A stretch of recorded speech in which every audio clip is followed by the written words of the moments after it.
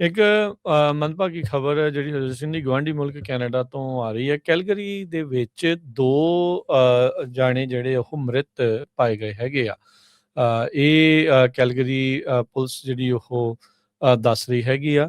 28 ਜਨਵਰੀ ਦੀ ਇਹ ਘਟਨਾ ਦੱਸੀ ਜਾ ਰਹੀ ਹੈ। ਏਕਮਵੀਰ ਸਿੰਘ ਤੇ ਉਸਦੀ ਜਿਹੜੀ ਘਰਵਾਲੀ ਜੈਸਮਿਨ ਸਿੰਘ, ਇਹ ਜਿਹੜਾ ਕਪਲ ਆ ਦੋਨੋਂ ਹੀ ਉੱਥੇ ਆਪਣੇ ਘਰ ਦੇ ਵਿੱਚ ਕਹਿੰਦੇ ਆ ਵੀ ਮ੍ਰਿਤ ਪਾਏ ਗਏ ਆ। ਕਹਿੰਦੇ ਵੀ ਡਿਸਟਰਬੈਂਸ ਦੀ ਕਾਲ ਜਿਹੜੀ ਆਈ ਸੀਗੀ ਤੇ ਉਸ ਤੋਂ ਬਾਅਦ ਦੇ ਵਿੱਚ ਜਦ ਪੁਲਿਸ ਆਫਿਸਰ ਉੱਥੇ ਪਹੁੰਚੇ ਤਾਂ ਇੱਕ ਜਣਾ ਪਹਿਲਾਂ ਮਰਿਆ ਹੋਇਆ ਸੀ ਤੇ ਦੂਜੇ ਦੀ ਜਿਹੜੀ ਆ ਮੌਤ ਹਸਪਤਾਲ ਦੇ ਵਿੱਚ ਹੋਈ ਹੈਗੀ ਆ। ਸੋ ਹਾਲ ਦੀ ਘੜੀ ਇਸ ਦੇ ਬਾਬਤ ਇਸ ਤੋਂ ਇਲਾਵਾ ਹੋਰ ਕੋਈ ਜ਼ਿਆਦਾ ਇਨਫੋਰਮੇਸ਼ਨ ਨਹੀਂ ਹੈਗੀ। ਸੋ ਵੈਡਨਸਡੇ ਤੜਕੇ ਸਵੇਰੇ 1 ਵਜੇ ਡਿਸਟਰਬੈਂਸ ਨੂੰ ਕਵਰ ਕਰਦੇ ਹੋਏ ਜਿਹੜੇ ਪੁਲਿਸ ਵਾਲੇ ਆ ਉਹ ਉੱਥੇ ਪਹੁੰਚੇ ਸੀਗੇ। ਸੋ ਕਹਿੰਦੇ ਵੀ ਕਈ ਸਵੀਅਰ ਇੰਜਰੀਜ਼ ਉਹਨਾਂ ਦੇ ਉੱਤੇ ਸੀਗੀਆਂ। ਸੋ ਕਹਿੰਦੇ ਵੀ ਇਹ ਸਸਪੀਸ਼ੀਅਸ ਆ।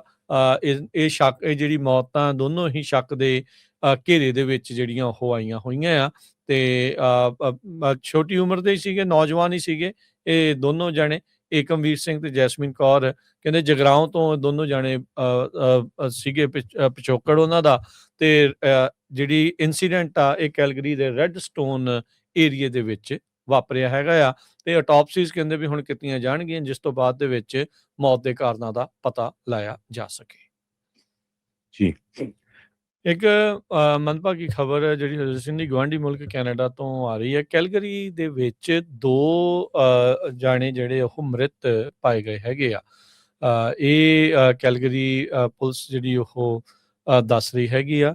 28 ਜਨਵਰੀ ਦੀ ਇਹ ਘਟਨਾ ਦੱਸੀ ਜਾ ਰਹੀ ਹੈ। ਏਕਮਵੀਰ ਸਿੰਘ ਤੇ ਉਸਦੀ ਜਿਹੜੀ ਘਰਵਾਲੀ ਜੈਸਮਿਨ ਸਿੰਘ, ਇਹ ਜਿਹੜਾ ਕਪਲ ਆ ਦੋਨੋਂ ਹੀ ਉੱਥੇ ਆਪਣੇ ਘਰ ਦੇ ਵਿੱਚ ਕਹਿੰਦੇ ਆ ਵੀ ਮ੍ਰਿਤ ਪਾਏ ਗਏ ਆ। ਕਹਿੰਦੇ ਵੀ ਡਿਸਟਰਬੈਂਸ ਦੀ ਕਾਲ ਜਿਹੜੀ ਆਈ ਸੀਗੀ ਤੇ ਉਸ ਤੋਂ ਬਾਅਦ ਦੇ ਵਿੱਚ ਜਦ ਪੁਲਿਸ ਆਫਿਸਰ ਉੱਥੇ ਪਹੁੰਚੇ ਤਾਂ ਇੱਕ ਜਣਾ ਪਹਿਲਾਂ ਮਰਿਆ ਹੋਇਆ ਸੀ ਤੇ ਦੂਜੇ ਦੀ ਜਿਹੜੀ ਆ ਮੌਤ ਹਸਪਤਾਲ ਦੇ ਵਿੱਚ ਹੋਈ ਹੈਗੀ ਆ। ਸੋ ਹਾਲ ਦੀ ਘੜੀ ਇਸ ਦੇ ਬਾਬਤ ਇਸ ਤੋਂ ਇਲਾਵਾ ਹੋਰ ਕੋਈ ਜ਼ਿਆਦਾ ਇਨਫੋਰਮੇਸ਼ਨ ਨਹੀਂ ਹੈਗੀ। ਸੋ ਵੈਡਨਸਡੇ ਤੜਕੇ ਸਵੇਰੇ 1 ਵਜੇ ਡਿਸਟਰਬੈਂਸ ਨੂੰ ਕਵਰ ਕਰਦੇ ਹੋਏ ਜਿਹੜੇ ਪੁਲਿਸ ਵਾਲੇ ਆ ਉਹ ਉੱਥੇ ਪਹੁੰਚੇ ਸੀਗੇ। ਸੋ ਕਹਿੰਦੇ ਵੀ ਕਈ ਸਵੀਅਰ ਇੰਜਰੀਜ਼ ਉਹਨਾਂ ਦੇ ਉੱਤੇ ਸੀਗੀਆਂ। ਸੋ ਕਹਿੰਦੇ ਵੀ ਇਹ ਸਸਪੀਸ਼ੀਅਸ ਆ।